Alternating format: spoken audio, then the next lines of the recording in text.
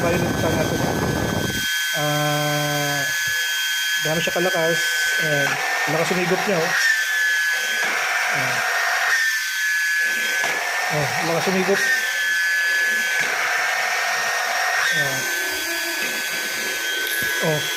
Ang lakas sumigop.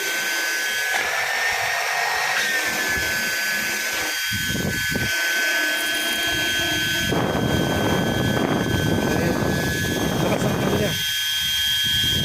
Ang lakas na hangin. Gamitin ito sa air cooling system.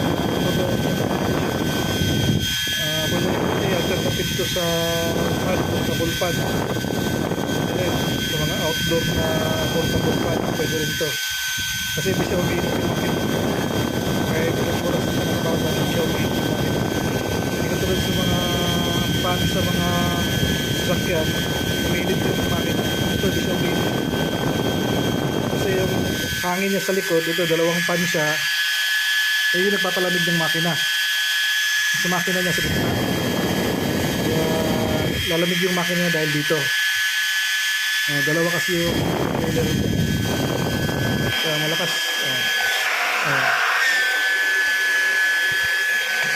Lakas, oh. Ang lakas umigop.